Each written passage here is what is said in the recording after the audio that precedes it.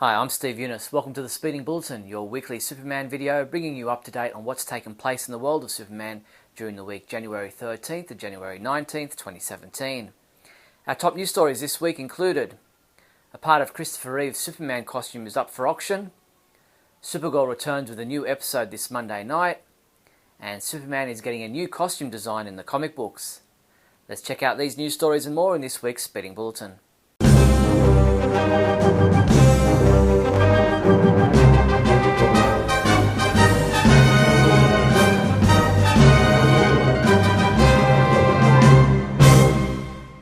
In movie news, the blue muscle tunic portion of the Superman costume worn by Christopher Reeve in Superman the Movie will be sold at auction via natedsanders.com. With a starting bid of $40,000, the online auction for this rare piece of movie history will conclude January 26th. We have a very interesting article on our website about a man who claims to have been one of the babies used for the role of Baby Kal-El in Superman the Movie, but he's never received credit. Check out the news item and photos at our website and make up your own mind. In TV news, the CW released an extended trailer video for the 9th episode of Season 2 of Supergirl and other upcoming episodes.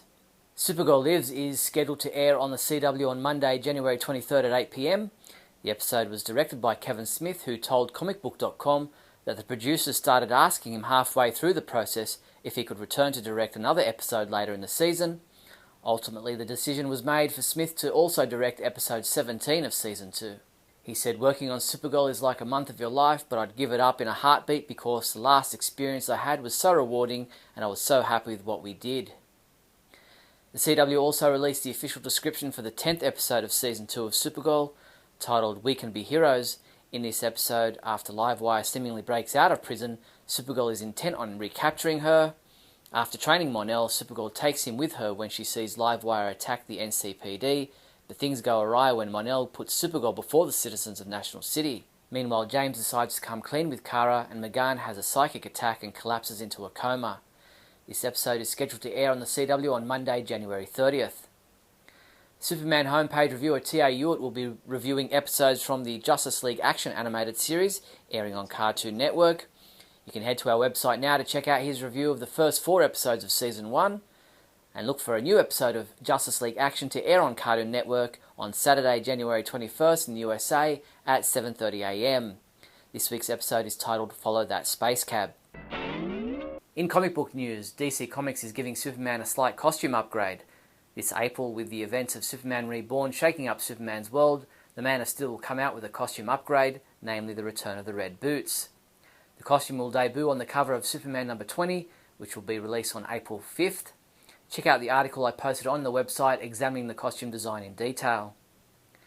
DC Comics announced that the price of 15 Rebirth comic book titles will increase from $2.99 to $3.99 starting in April. However, a digital code will now be included for that price so that readers can download a digital copy of the comic books affected by the price rise. This doesn't affect the digital comics on their own. Twice monthly Rebirth titles, which include Superman and Action Comics, will remain at $2.99. However, other Superman family titles, including Super Sons, Supergirl, Superwoman, New Superman, and Trinity, will see a price increase and/or added digital codes starting in April. Comic books we reviewed this week included Action Comics 971, which was reviewed by Michael Bailey, who gave it a 5 out of 5, saying, "This title has not hit a slow spot yet." James Lance reviewed Supergirl number 5, saying, "This issue is a vast improvement on the previous ones," and he gave it a 3 out of 5 rating. Earth 2 Society number 20 was also reviewed by James, who gave it a 5 out of 5, calling it a solid, fast-paced action fest. T.A. Ewart reviewed Superwoman number 6, saying, "Something of a return to form occurs in this issue," and he gave it a 4 out of 5. New Superman number 7 was reviewed by Mario Benisi, who said, "There's a lot of comedy in this issue and it's much needed after the dramatic conclusion to the last arc," and he gave this issue a 4 out of 5 score. Keith Sumner reviewed Justice League vs. Suicide Squad number 4, giving it a 4 out of 5, saying, "Very generic in its formula." Suicide Squad number 9 was also reviewed by Keith, who said, "This issue is meant to give us a backstory on one of the main plays in the Justice League vs. Suicide Squad crossover," and he gave it a 4 out of 5. Keith also reviewed Justice League Power Rangers number 1, giving it a 4 out of 5, saying, "As an intercompany crossover, it was as basic as they come." Superman comics available this week from January 18th include Injustice Ground Zero number 4, Justice League number 13, which is available in a variant cover, Justice League vs. Suicide Squad number 5, which is available in a number of variant covers, Superpowers number 3, Superman number 15, which is available in a variant cover, Trinity number 5, which is also available in a variant cover, and Justice League Volume 1 The Extinction Machine trade paperback. Power up and build the ultimate version of your favourite DC Legends in Injustice 2. Get the Injustice 2 Standard Edition for both the PlayStation 4 and Xbox One for $59.99. Or how about going all out and pre-ordering the Injustice 2 Ultimate Edition for PlayStation 4 or Xbox One for $99.99. These and other Injustice products are available from your one-stop Superman shop, the Superman homepage online store at supermanhomepage.com/shop.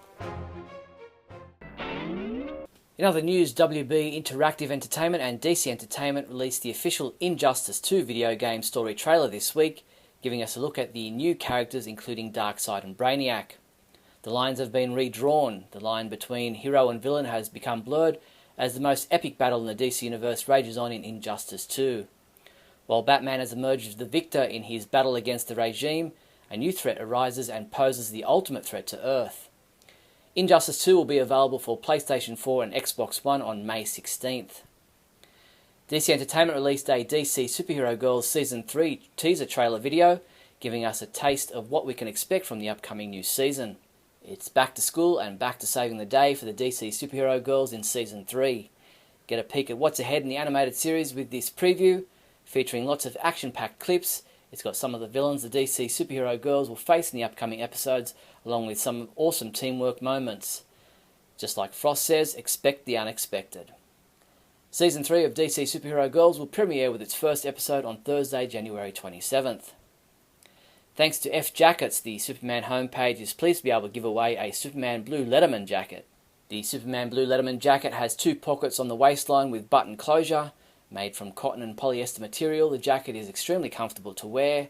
To enter the contest, you need to click on the tweet button on the contest page to share the contest announcement with your own Twitter followers. That's all the news there was for the week January 13th to January 19th. I'm Steve Younis from supermanhomepage.com. Great Scott! Great Scott! Great Scott!